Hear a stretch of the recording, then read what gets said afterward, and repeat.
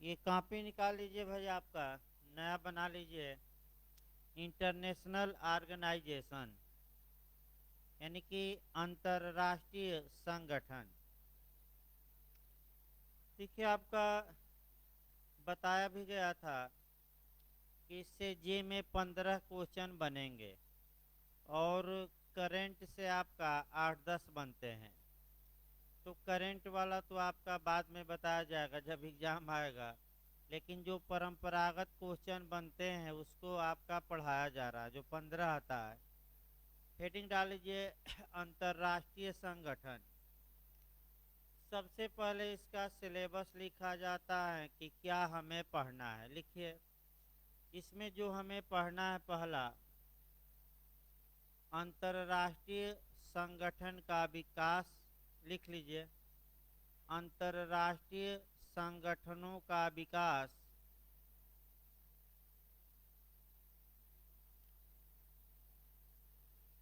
दूसरा जो हमें पढ़ना है, संयुक्त राष्ट्र संघ, UNO, United Nations Organization. Shortcut में हम कहते हैं यूएनओ। तीसरा जो आपका पढ़ना है, अंतर्राष्ट्रीय अपराध न्यायालय। तीसरा आपका अंतर्राष्ट्रीय अपराध न्यायालय, इंटरनेशनल क्रिमिनल कोर्ट। चौथा जो हमें पढ़ना है, संयुक्त राष्ट्र संघ की विशिष्ट एजेंसियां यानी कि यूएनओ की स्पेसिफिक एजेंसी यानी कि अभिकरण या संस्थाएं, जिसमें कि यूनेस्को, यूनिसेफ इत्यादि के बारे में आपका बताया जाएगा। आइए, आपका हेडिंग डाल लीजिए अंतर्राष्ट्रीय संगठन की परिभाषा।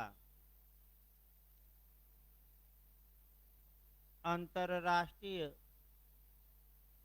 संगठन की परिभाषा।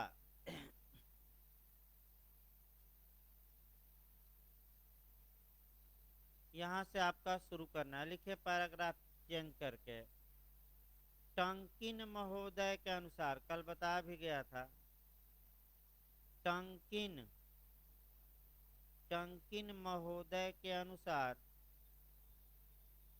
अंतर्राष्ट्रीय संगठन अंतर्राष्ट्रीय संगठन राज्यों के ऐसे संगठन हैं। अंतर्राष्ट्रीय संगठन राज्यों के ऐसे संगठन हैं जो कुछ विशेष उद्देश्यों के लिए जो कुछ विशेष उद्देश्यों के लिए संधि के माध्यम से संधि के माध्यम से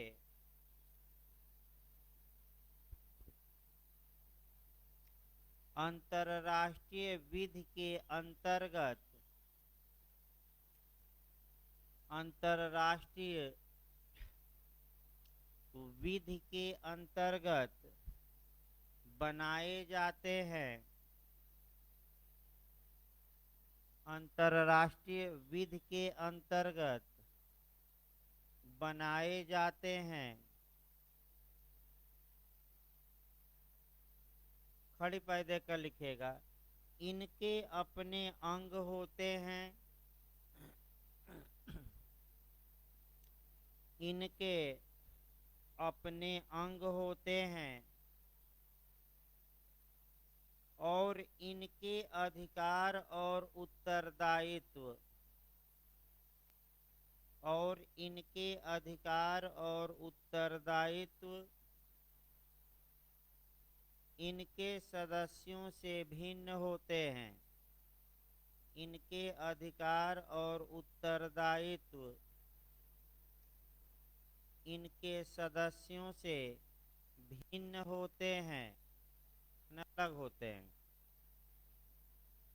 लिखिए पैराग्राफ चेंज करके। प्रस्तुत परिभाषा प्रस्तुत परिभाषा के विश्लेषणोपरांत प्रस्तुत परिभाषा के विश्लेषणोपरांत अंतरराष्ट्रीय संगठन के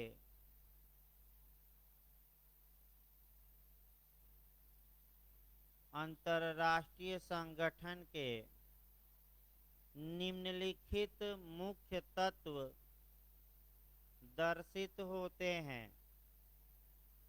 अंतरराष्ट्रीय संगठन के निम्नलिखित मुख्य तत्व दर्शित होते हैं।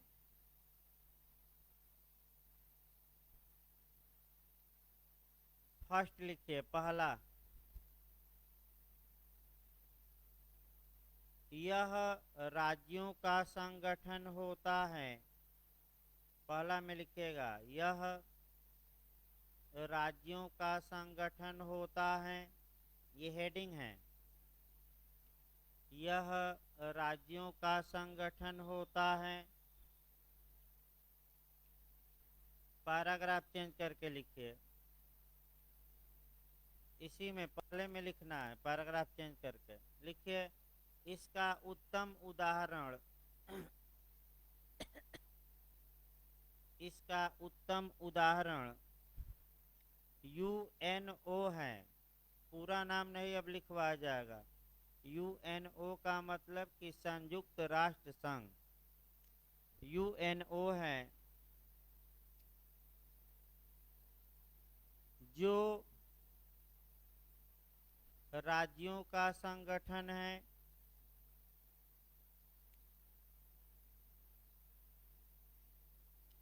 जो राज्यों का संगठन है, इसकी मूल सदस्य संख्या 51 थी। ये अंडरलाइन कर लीजिएगा। इसकी ओरिजिनल मेंबरशिप, इसकी मूल सदस्य संख्या 51, ये क्वेश्चन आ चुका है कई बार, 51 थी। जबकि वर्तमान में इसकी सदस्य संख्या 193 है। ये भी क्वेश्चन आ चुका है। जबकि वर्तमान में इसकी सदस्य संख्या 193 है। इसका जन्म अमेरिका के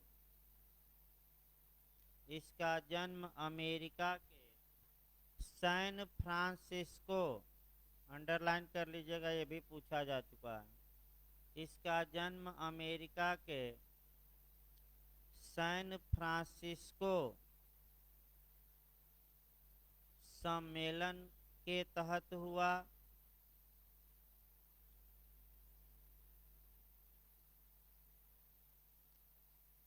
सैन फ्रांसिस्को अंडरलाइन कर लीजिएगा, के तहत हुआ। पूछा जा चुका है ये क्वेश्चन कि यूएनओ का जन्म किस सम्मेलन द्वारा हुआ, तो सैन फ्रांसिस्को। आगे बताएंगे हम डिटेल में जब चलेगा तो।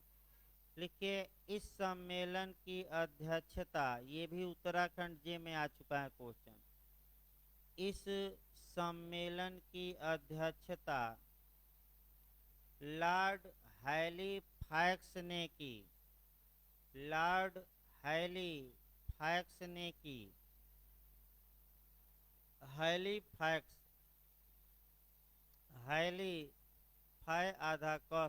फैक्स ने की। इसका अस्थाई मुख्यालय, टेम्पररी, इसका अस्थाई मुख्यालय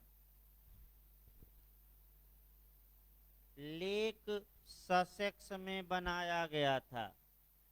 लेक ससेक्स, लेक ससेक्स में बनाया गया था,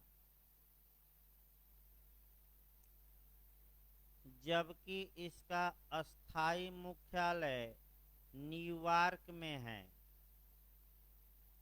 ये भी क्वेश्चन आ चुका है, यूएनओ का मुख्यालय कहाँ है, जबकि इसका अस्थाई मुख्यालय न्यूयॉर्क में है, अमेरिका में है।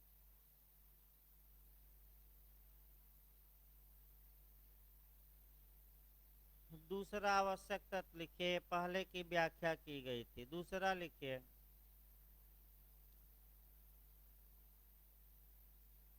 अंतरराष्ट्रीय संगठनों की स्थापना, हेडिंग डालिए। दूसरा, अंतरराष्ट्रीय संगठनों की स्थापना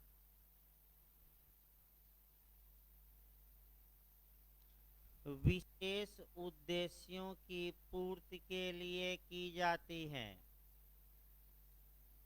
अंतरराष्ट्रीय संगठन की स्थापना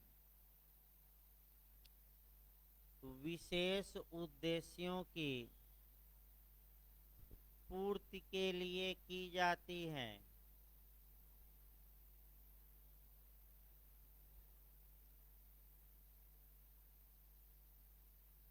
पैराग्राफ चेंज करके लिखिए, इसका उत्तम उदाहरण यूएनओ है। क्योंकि वही पढ़ना तो उसी पर उदाहरण दिया जाए। इसका उत्तम उदाहरण यूएनओ है। लिखिए, यूएनओ के चार्टर, चार्टर मतलब विलेख, यूएनओ के चार्टर के अनुच्छेद 1 में, ये पिछली बार यूपीजे में मिलाने के लिए आया था क्वेश्चन, यूएनओ के चार्टर के अनुच्छेद 1 में यूएनओ के उद्देश्य, 4 उद्देश्यों का उल्लेख किया गया है। यूएनओ के 4 उद्देश्यों का, रटे रहिए भी, कितने पर्पज हैं, कितने उद्देश्य हैं? 4। अब आगे हम बताएंगे डिटेल में, नहीं कि हाँ यहाँ तो एक परिभाषा से हम क्या कर रहे हैं, परिभाषा को तोड़कर उसकी व्याख्या कर रहे हैं। हाँ लिखिए, 4 उद्देश्यों का उल्लेख किया गया है। लिखिए, ऐसे संगठन विशेषता के सिद्धांत से शासित होते हैं। ऐसे संगठन विशेषता के सिद्धांत से शासित होते हैं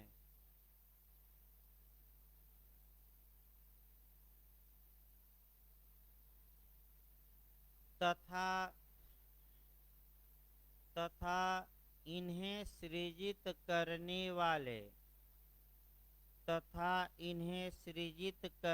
वाले राज्यों द्वारा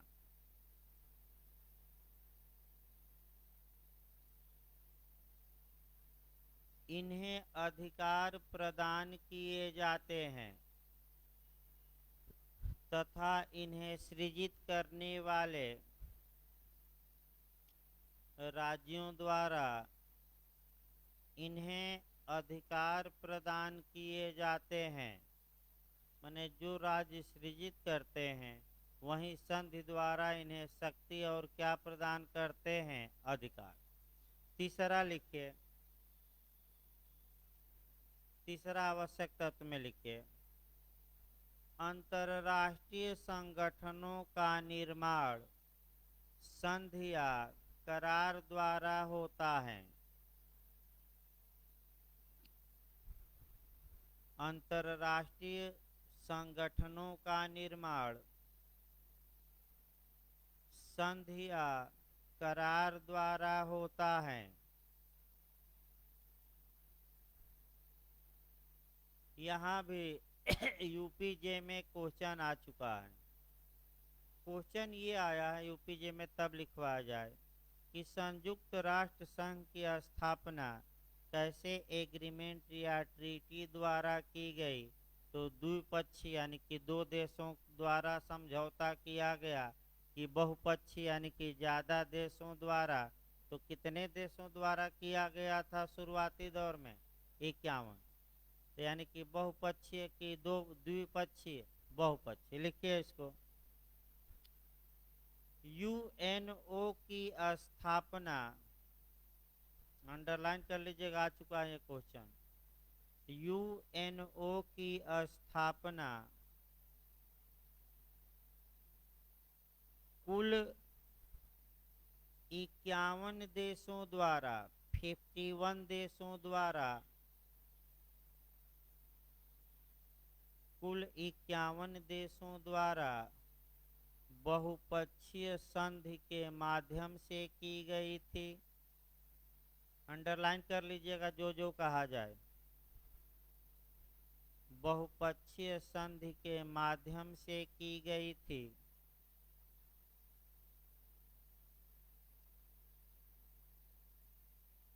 ऐसी संधियां लिखित में होती हैं।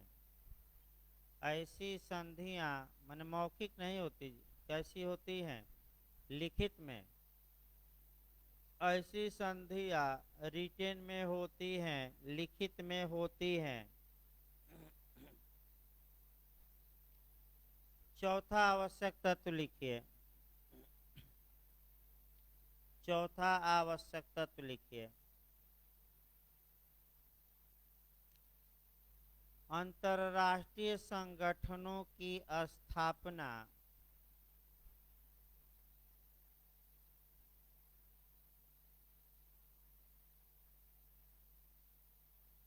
अंतर्राष्ट्रीय विधि के अनुसार की जाती हैं। अंतर्राष्ट्रीय विधि के अनुसार की जाती हैं। लिखिए इसमें पैराग्राफ चेंज करके।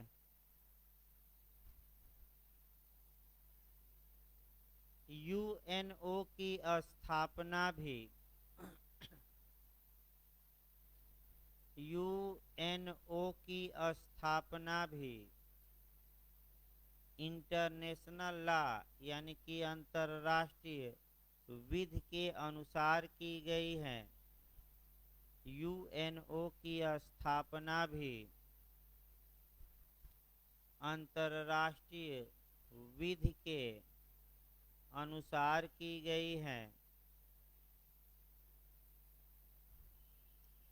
लिखिए इसी में, अंतर्राष्ट्रीय विधि वह विधि होती है, अंतर्राष्ट्रीय विधि वह विधि होती है जिसे सभ्य राज्य सिविलाइज स्टेट जिसे सभ्य राज्य आपसी व्यवहारों में लागू करते हैं, जिसे सभ्य राज्य आपसी व्यवहारों में लागू करते हैं। अगला आवश्यक तत्व लिखिए, पांचवा। अंतर्राष्ट्रीय संगठनों के अंग होते हैं। पांचवा आवश्यक तत्व आपका लिखवा जा रहा है। अंतर्राष्ट्रीय संगठनों के अंग होते हैं।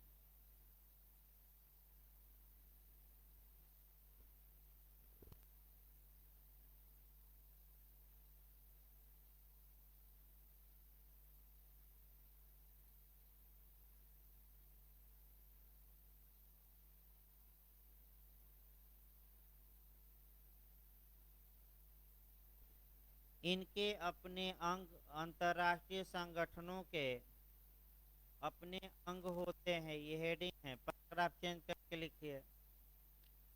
UNO इसका उत्तम उदाहरण है। UNO इसका उत्तम उदाहरण है जिनके जिसका जिसके लिख लीजिएगा या जिनके जिसके 6 प्रमुख अंग निम्नलिखित हैं। ये भी आपका क्वेश्चन आ चुका है। कितने अंग हैं आने के मेन आपका, जिनके 6 प्रमुख अंग निम्नलिखित हैं। अब 6 को लिखिए और 2 क्वेश्चन पिछली बार यहीं से आपका आया था। पहला लिखिए सचिवालय, सेक्रेटरिएट, सचिवालय। जो सचिवालय होता है वह आपका क्लर्कियल काम करता है, और आपका क्लर्कियल काम करता है। ये पूछ सकता है जैसे कि आपका विभाग होते हैं वैसे ही सचिवालय है। दूसरा लिखिए महासभा या आम सभा, जनरल असेंबली।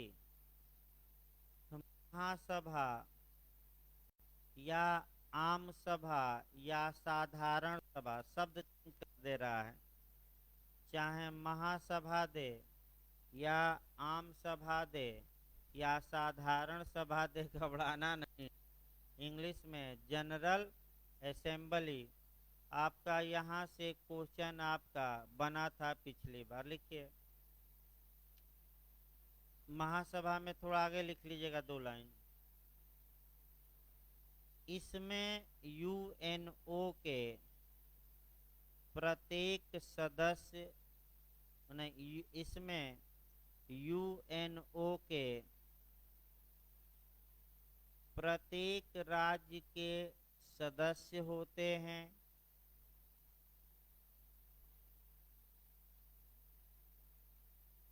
इसमें UNO के प्रत्येक राज्य के सदस्य होते हैं।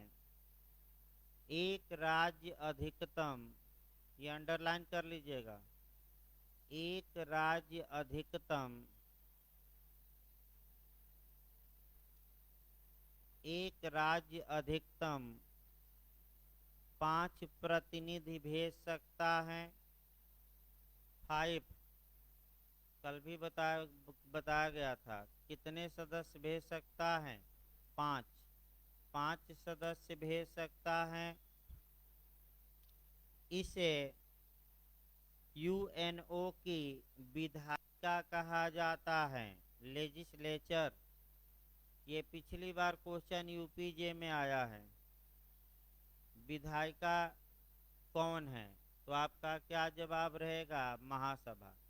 इसे UNO की विधायिका कहा जाता है,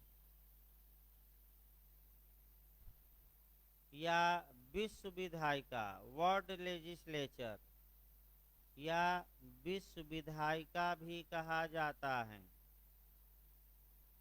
विश्व विधायिका, ये अंडरलाइन कर लीजिएगा, आया था विधायिका पिछली बार ही जे में, चांस है पूछने का। लिखिए तीसरा, थर्ड, इसी में 2 अंग हुए। तीसरा अंग लिखिए सिक्योरिटी काउंसिल या सुरक्षा परिषद, सिक्योरिटी काउंसिल।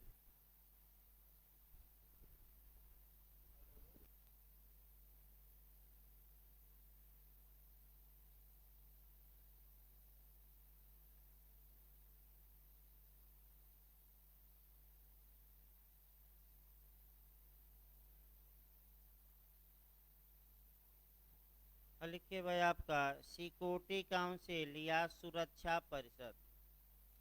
यहाँ से भी आपका पिछली बार जे में क्वेश्चन आ चुका है और जीएस में भी क्वेश्चन आता है। वैसे आपका डिटेल में तो हम बताएंगे ही इस संस्थान को, लेकिन शॉर्टकट में बस 2-3 लाइन यहाँ लिखना है, क्योंकि केवल हमें परिभाषा को हम केवल व्याख्या कर रहे हैं। लिखिए परिषद को विश्व कार्यपालिका कहा जाता है। वर्ल्ड एग्जीक्यूटिव अगर पूछ ले कि कौन है तो सुरक्षा परिषद लिखिए। हाँ, लिखिए सुरक्षा परिषद को विश्व कार्यपालिका कहा जाता है। विश्व की कार्यपालिका वर्ल्ड एग्जीक्यूटिव।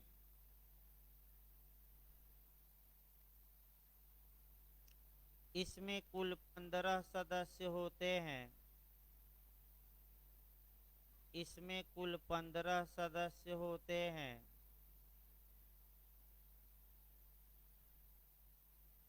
10 अस्थाई तथा 5 अस्थाई। 10 अस्थाई टेम्पररी, 10 अस्थाई तथा 5 अस्थाई।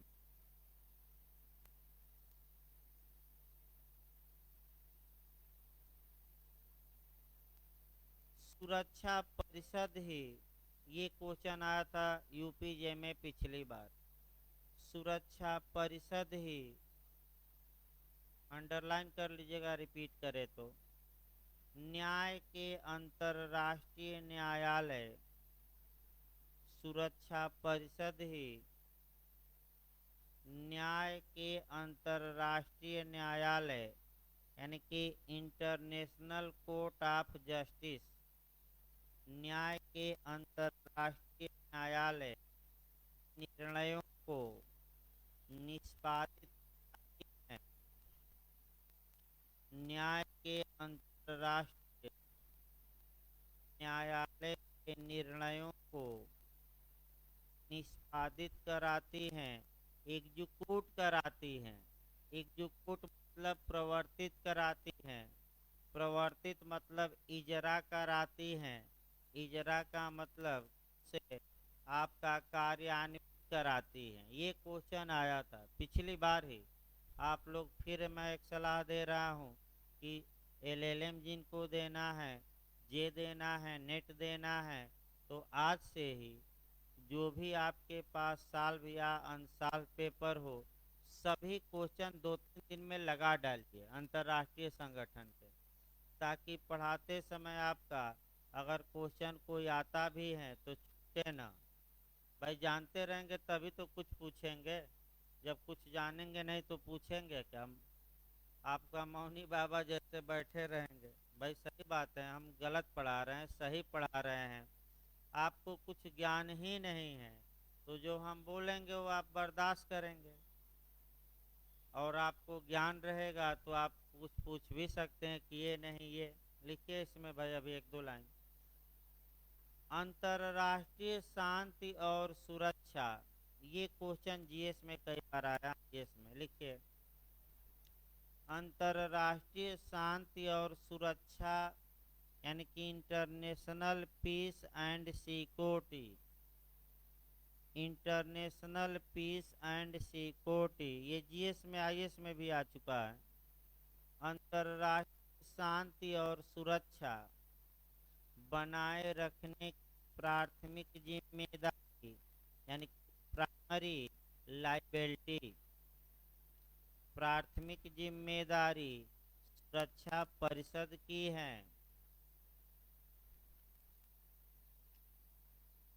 अब देखिए जहाँ जहाँ प्राइमरी या प्राथमिक जिम्मेदारी है, तुरंत आपको थोड़ा एक्स्ट्रा भी पढ़ना पड़ता है। पहला ये पढ़ना पड़ता है कि मूल अधिकारों का सम्मान करने की प्राथमिक जिम्मेदारी किसकी है? स्टेट की। किसकी है? राज्य का ये ड्यूटी है, कर्तव्य है कि वह हमारे मूल अधिकारों का क्या करे? सम्मान। और नहीं करता तो उसके बाद तो कोर्ट है ही। आपका जैसे बिहार एपीओ में राज्य ने यानी कि लोक सेवा आयोग ने आपका 10 गुना नहीं रिजल्ट निकाला, कट ऑफ तय कर दिया बाद में, तो आपने देखा कि द्वितीयक जो कर्तव्य था उपचारात्मक, कोर्ट ने पालन करवा दिया कि 10 गुना निकालिए। अब उसका फायदा ये होगा कि अगर 10 गुना निकलता है तो 1500 लोग होंगे और क्वालिफाई करेंगे लगभग प्री में।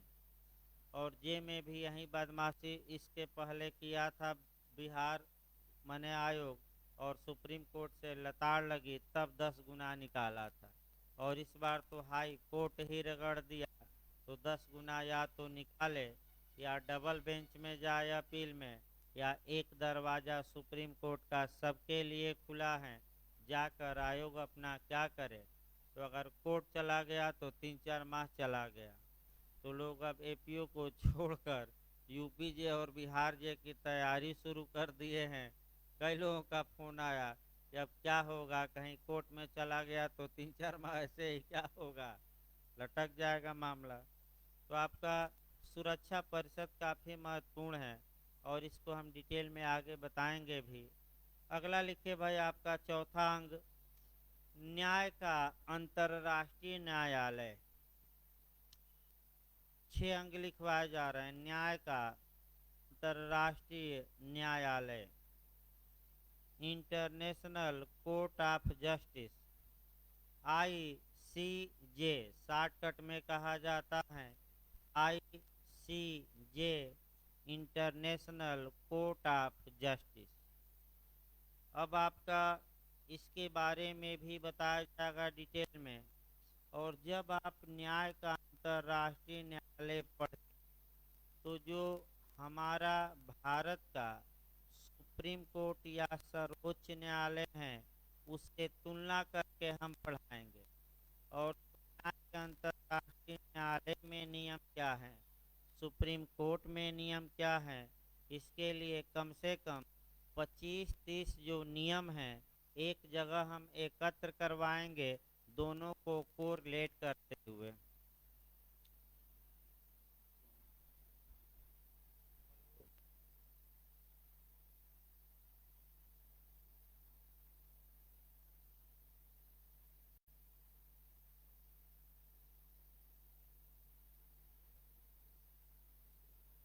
आपका लिखिए भाई, इसे विश्व न्यायपालिका कहा जाता है। लिखिए इसमें आगे थोड़ा, इसी में 1-2 लाइन। इसे विश्व न्यायपालिका कहा जाता है। वर्ल्ड जुडिशरी, विश्व न्यायपालिका। सुप्रीम कोर्ट विश्व न्यायपालिका नहीं है, केवल भारत की न्यायपालिका है, वो अलग है सर्वोच्च, लेकिन विश्व न्यायपालिका कौन है, न्याय का अंतर्राष्ट्रीय न्यायालय। अगला लिखिए, 5वां अंग लिखिए, सामाजिक एवं आर्थिक परिषद, सोशल एवं एंड इकोनॉमिकल काउंसिल, सामाजिक एवं आर्थिक परिषद। इसमें ज़्यादातर मेंबरशिप पूछा जाता है, तो कल भी बताया गया था इसमें कितने अधिकतम मेंबर होते हैं, 54। वह कम से कम अभी याद रखिए कितने, 54 या 54 लिख लीजिए। इसकी अधिकतम सदस्य संख्या 54 है। आगे डिटेल में हम बताएंगे इसके बारे में। 6वां लिखिए, ट्रस्टीशिप या न्यासिता परिषद, ट्रस्टीशिप या न्यासिता परिषद। यहाँ से भी एक क्वेश्चन आपका बनता है कि कौन यूएनओ का ऐसा अंग है जिसने अपने कार्य को सफलतापूर्वक पूरा कर लिया है। तो क्या बताया गया था, ट्रस्टीशिप। इसको आगे बताया जाएगा डिटेल में। लास्ट आवश्यक तत्व लिखिए भाई परिभाषा का, तब लेक्चर शुरू किया जाए। 6वां, जो आवश्यक तत्व 1 2 3 चल रहे थे, लास्ट लिखिए उसमें, अंग नहीं आवश्यक तत्व में 6 आप अंग को लिखो।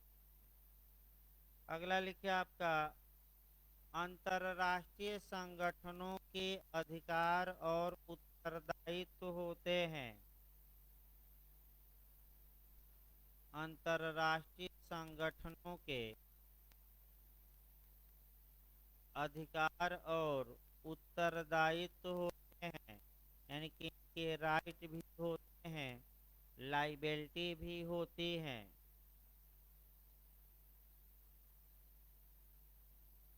लाइबिलिटी अभी हम बताएंगे आगे। इस प्रकार आपका जितना अब तक पढ़ा गया था कल भाई पूरा लिखवा दिया गया। अब फिर आपका लेक्चर जहाँ सुनना है और तब फिर लिखवाया जाएगा। आइए इसके बाद आपका जो परिभाषा हमने बता एक विद्वान की उठाई उसको हमने बताया। इसके बाद आपका जो पढ़ना है वह देखा जाए। आपका अब लिखना बंद कर दीजिए, अब समझिए फिर लिखवाया जाएगा कल। आज आपका एक एक चैप्टर डेली निकलता रहे। अंतरराष्ट्रीय संगठनों के विधिक कार्य लीगल फंक्शन, यानी कि अब हमें देखना है अंतरराष्ट्रीय संगठनों के विधिक कार्य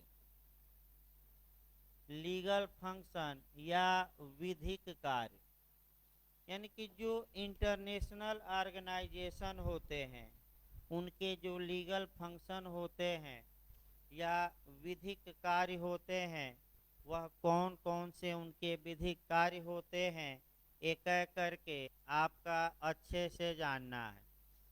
देखिए एक एक आपका बताया जाए।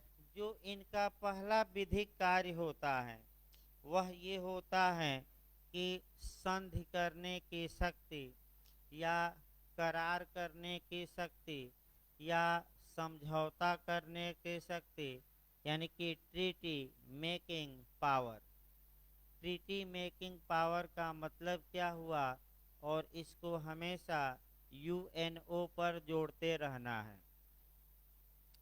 यानी कि जब किसी अंतर्राष्ट्रीय संगठन का गठन होता है तो ज़्यादातर मामलों में जो गठन का दस्तावेज होता है उसी दस्तावेज में स्पष्ट रूप से यह लिख दिया जाता है कि इस संगठन को संधि करने की क्षमता प्राप्त होगी। अब ये समस्या है कि अगर कभी काल ये होता है कि नहीं भी लिखा रहता, यानी कि चार्टर या संधि या विलेख में इस बात का उल्लेख न हो कि यह ट्रीटी कर सकता है कि नहीं कर सकता, फिर भी इम्प्लाइड रूप से विवक्षित रूप से ये माना जाता है कि जो इंटरनेशनल ऑर्गेनाइजेशन है उन्हें संधि करने की क्या प्राप्ति है, क्षमता। अब इसके लिए आपका क्या आपका यूएनओ हमें देखना है कि क्या संयुक्त राष्ट्र संघ को संधि करने की क्षमता प्राप्त है कि नहीं। तो निश्चित रूप से यूएनओ को संधि करने की क्षमता प्राप्त है। और तमाम अनुच्छेदों में आगे आपको हम जब शुरू करेंगे अनुच्छेद तो तमाम अनुच्छेदों में ये बात आपको मिलेगी कि यूएनओ क्या क्या संधियां कर सकता है और क्या क्या कार्य कर सकता है। यानी कि पहला ये आया कि संयुक्त राष्ट्र संघ को संविदा करने, ट्रीटी करने, करार करने की शक्ति क्या है, प्राप्त है। दूसरा ये आया कि जो संयुक्त राष्ट्र संघ है वह लीगल पर्सनालिटी रखेगा। अब लीगल पर्सनालिटी क्या होती है हमें ये देखना है। लीगल पर्सनालिटी आपका जुरिस्प्रूडेंस से गवर्न होगा, विधि शास्त्र से गवर्न होगा। और फिर बता दिया जाए यही एक चैप्टर है जो अभी बचा हुआ है, जुरिस्प्रूडेंस में पढ़ाया नहीं गया है। तो आपका एक दिन एक्स्ट्रा क्लास लेकर आपका ये चैप्टर भाई पढ़ाया जाएगा।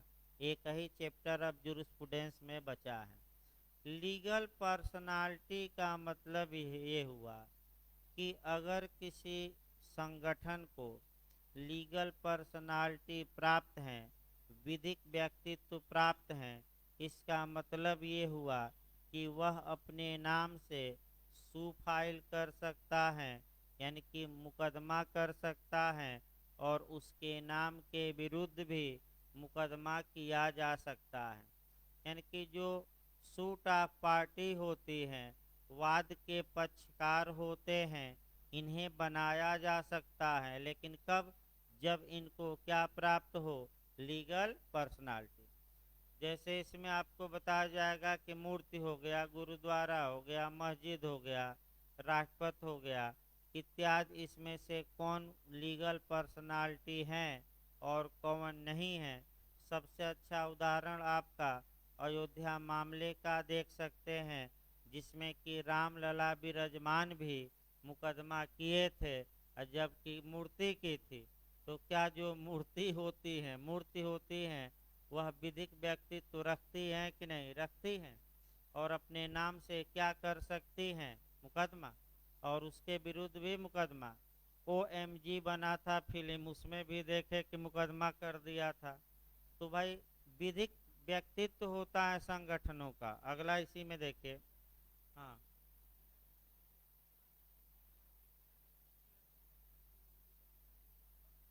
नहीं नहीं, मस्जिद अलग है भाई, मूर्ति रखेंगे।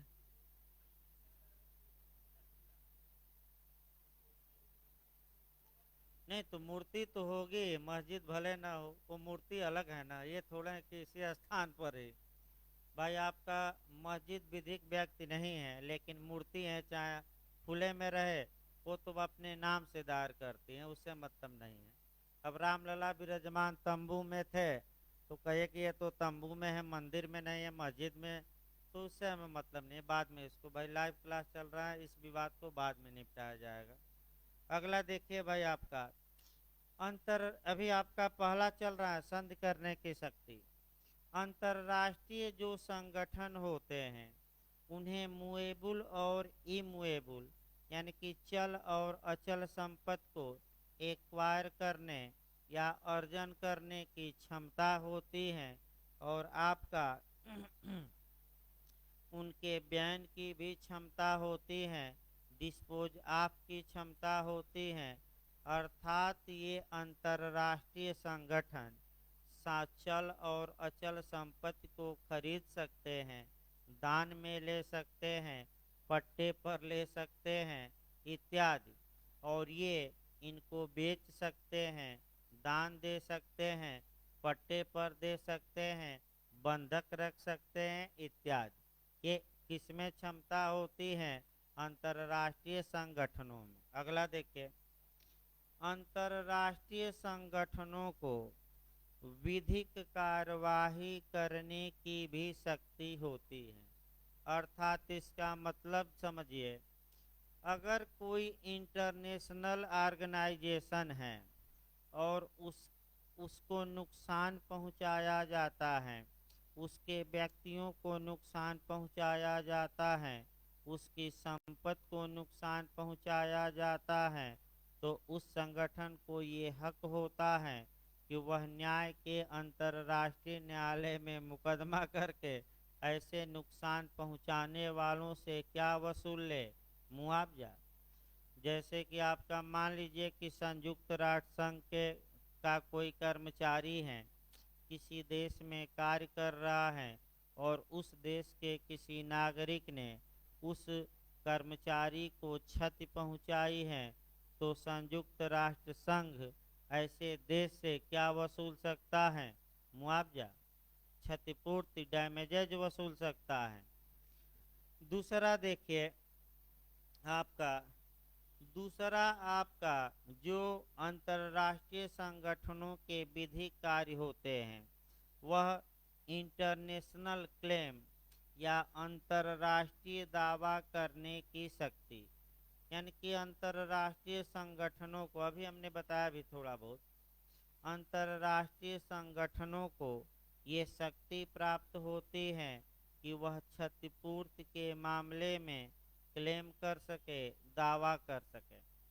और अभी हमने आपको डिटेल में ये बात बताई भी थी, फिर एक बार हम बता रहे हैं।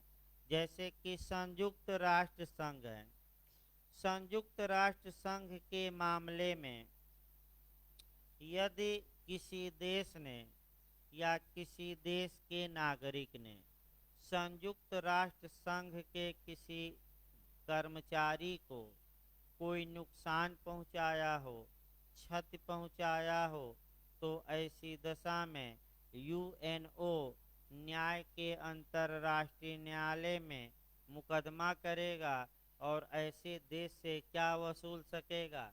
पैसा, मुआवजा दीजिए। यानी कि ये इंटरनेशनल ऑर्गेनाइजेशन जो होते हैं उनमें पावर होता है।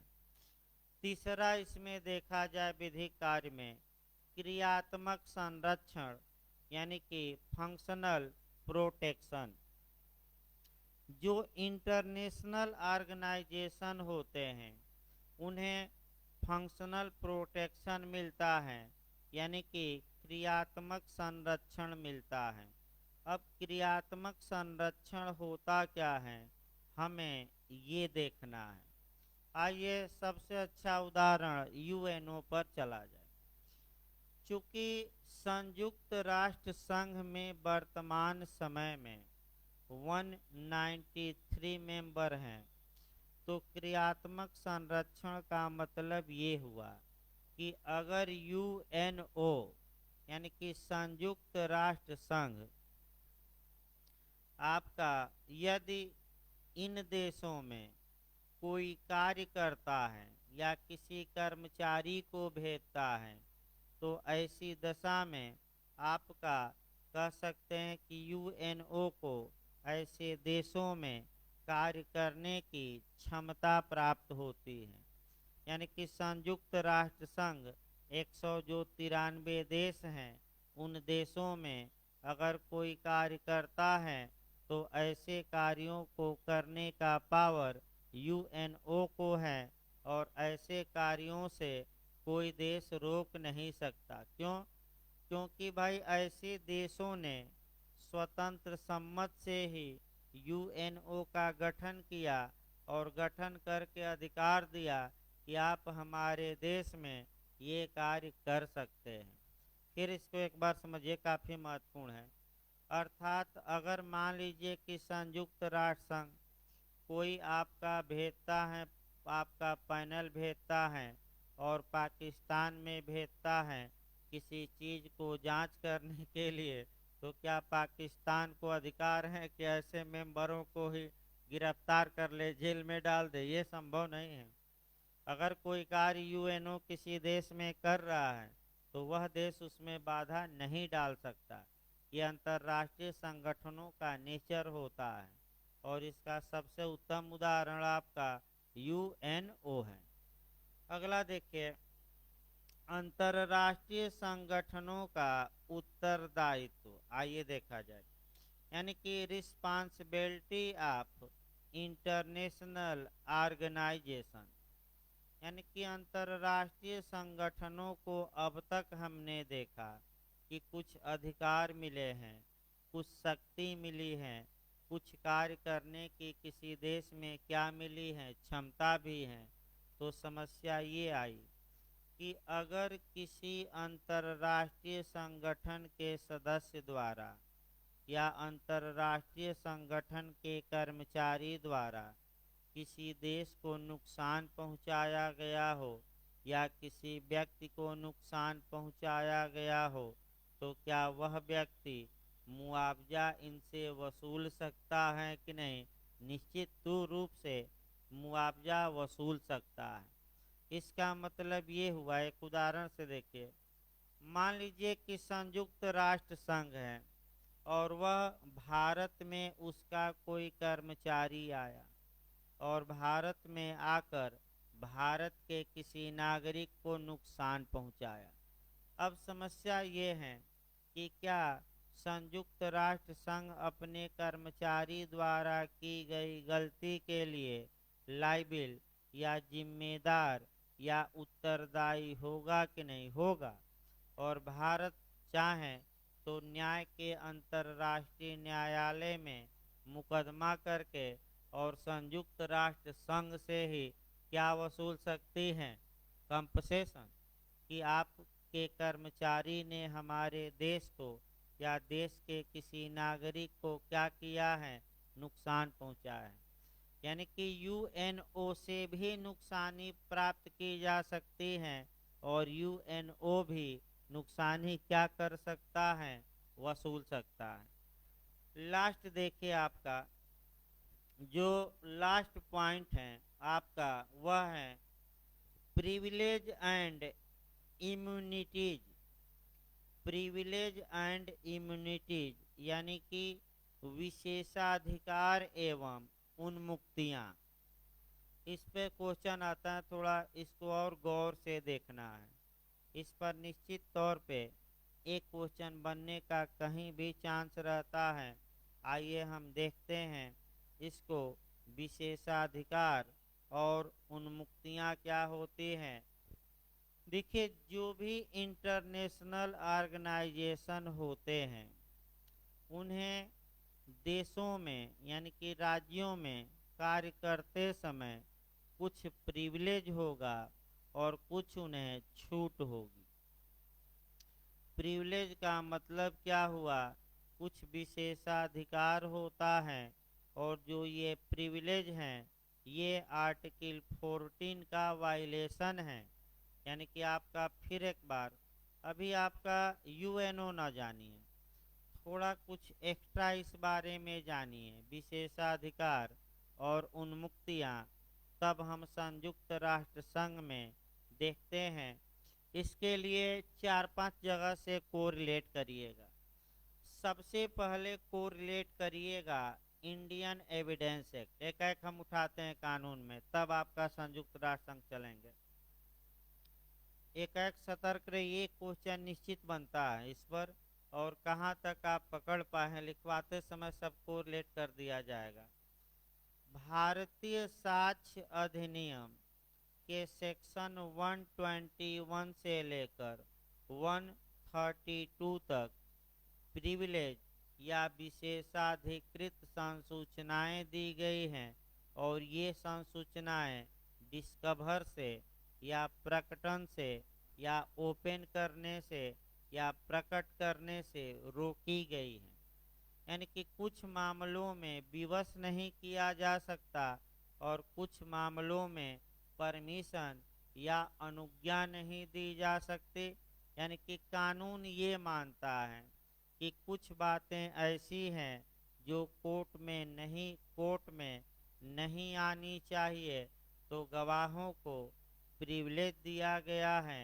आपका कहाँ से कहाँ तक, तो सेक्शन एविडेंस के 121 से लेकर 132 ये प्रिविलेज है।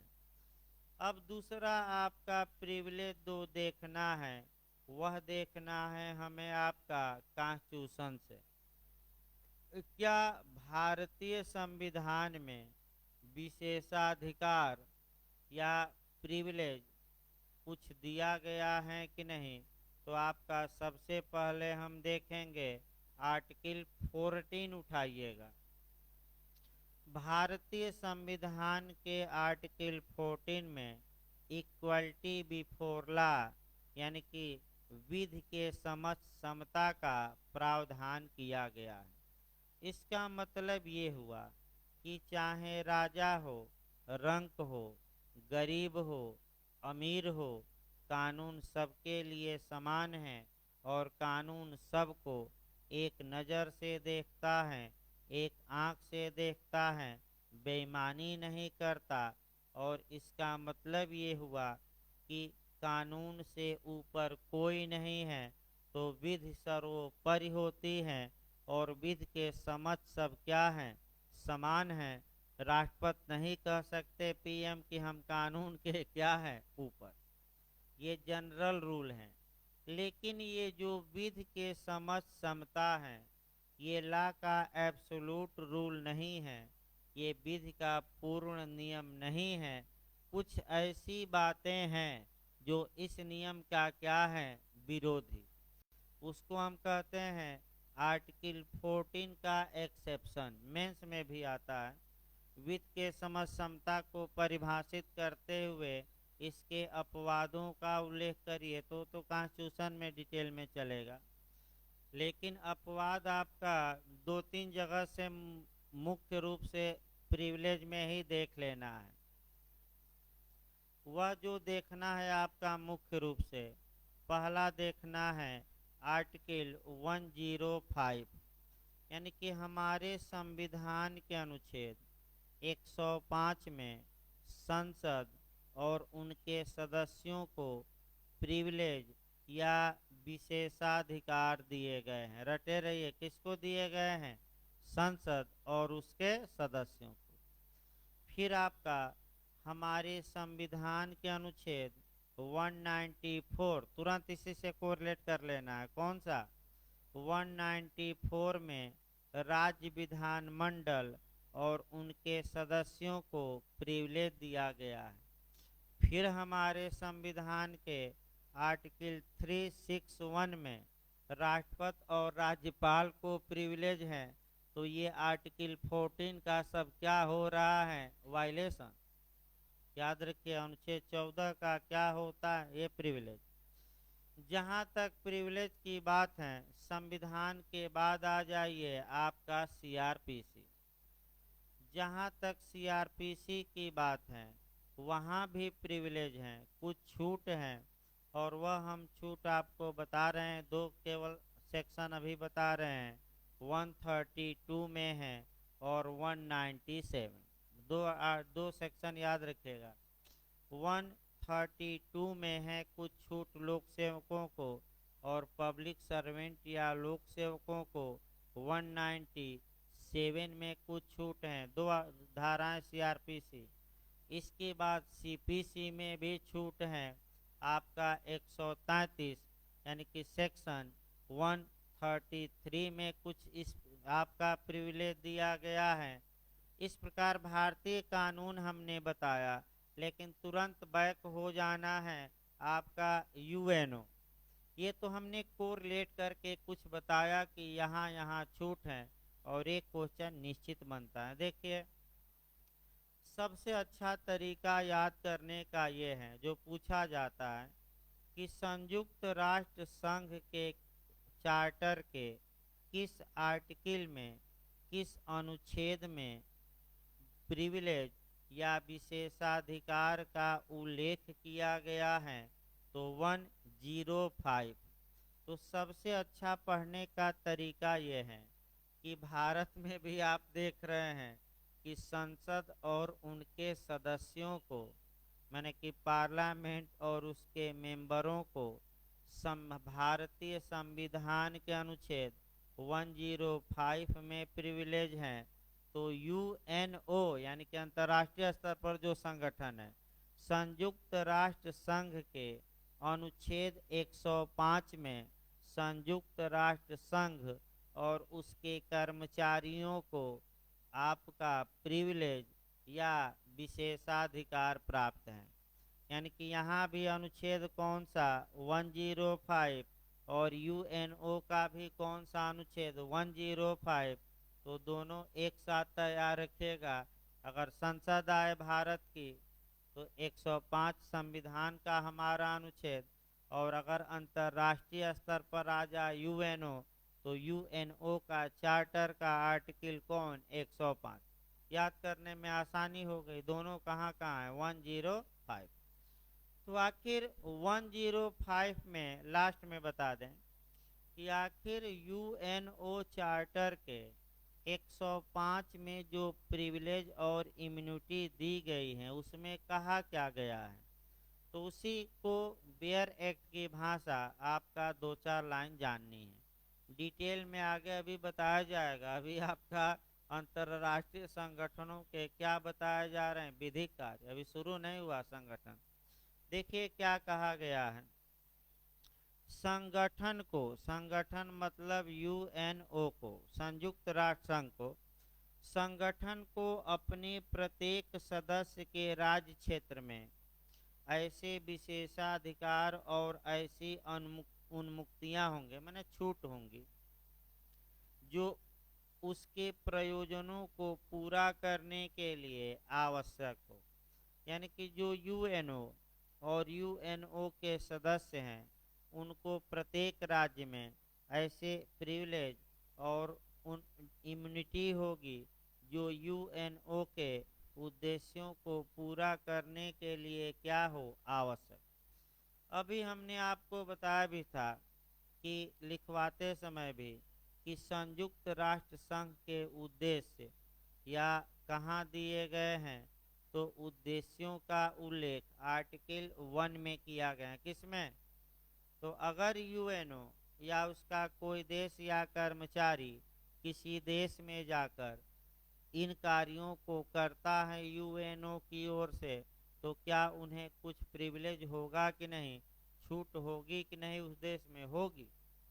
आपका इस विषय पर, जहाँ तक इस विषय पर बात है, आपका चूंकि डिटेल में वर्णन नहीं किया गया है अनुच्छेद 105 यूएनओ के अनुच्छेद 105 में, अतः यूएनओ ने आपका गठन के एक साल बाद यानी कि 1945 में गठन हुआ और 1946 में एक आपका अभिसमय या कन्वेंशन किया और उसमें प्रिविलेज का उल्लेख किया अलग से, ताकि और इसको क्या कर दिया जाए, विस्तृत। यानी कि कुल मिलाकर लास्ट में हम ये कह सकते हैं कि जो आपका प्रिविलेज हैं, उन्मुक्ति हैं, वे ये उन्मुक्तियां प्रत्येक देश में मिलेंगी, चाहे वह देश यूएनओ का मेंबर हो या न हो, इससे मतलब नहीं है। अर्थात एक उदाहरण देखिए, अगर यूएनओ का कोई कर्मचारी किसी देश में जाता है और वह देश संयुक्त राष्ट्र संघ का सदस्य न हो, तो क्या उस देश में यूएनओ के कर्मचारी को क्या प्रिविलेज मिलेगा कि नहीं मिलेगा? इससे मतलब नहीं है कि वो यूएनओ का मेंबर है कि नहीं, ये पूरे विश्व में मिलेगा। ये आपका यूएनओ ने ऐसा नियम बनाया है। तो इस प्रकार आपका आज का जो चैप्टर था इंटरनेशनल ऑर्गेनाइजेशन का, कि अंतरराष्ट्रीय संगठनों का विधिक कार्य क्या होता है। अब जो कल आपका चलेगा वह आपका माने इंटरनेशनल ऑर्गेनाइजेशन की उत्पत्ति कैसे हुई, तो उत्पत्ति में प्राचीन इतिहास से लेकर हेग सम्मेलन से लेकर लीग ऑफ नेशंस, यानी कि जो आपका राष्ट्र संघ इसके पहले बना था उसको पढ़ना पड़ता है, और फिर आपका संयुक्त राष्ट्र संघ यानी कि प्रथम विश्व युद्ध का बच्चा आपका राष्ट्र संघ था, तो द्वितीय विश्व युद्ध का बच्चा कौन निकलेगा, यूएनओ। ये सब भी क्वेश्चन बनते हैं। आपका राष्ट्र संघ, तो प्रथम वर्ल्ड वार हुआ तो उसका कौन सी पैदा हुआ, राष्ट्र संघ। और दूसरा वर्ल्ड वार हुआ तो कौन पैदा हो गया, यूएनओ। अब तीसरा हो सकता है अफगानिस्तान करा दे, लेकिन अमेरिका पीछे हटता जा रहा है, और इसी को कहते हैं कि भाग जाओ। यानी कि इसका मतलब ये हुआ लास्ट में कि नाव जब मझधार में हो, यानी कि धार में हो बीच नदी में, तो मल्लाह कूद कर भाग जाए और छोड़ दे आपका यात्रियों को, तो नाव नदी के सहारे बहे। वहीं इस समय अफगानिस्तान के हालात हैं कि अफगानिस्तान में विदेशी यानी कि अमेरिका छोड़कर भाग रहा है, तो जनता मरे जिए, जनता के सामान लूटा जाए। कल्पना करिए कि अगर ये मानव बिना विधि के शासन चलाने लगे तो क्या होगा, तो जिसकी लाठी उसकी भैंस। तो आगे बताया जाएगा भाई आपका अभी 10 मिनट बाद आपका एविडेंस की क्लास चलेगी। भाई सार्वजनिक सूचना दी जा रही है, क्योंकि कई लोग आपका फ़ोन करने लगते हैं कि क्लास शुरू नहीं हुई। तो 10 से 12 मिनट का भाई ब्रेक रहेगा बीच में, उसके बाद आपका एविडेंस की क्लास चलेगी। धन्यवाद।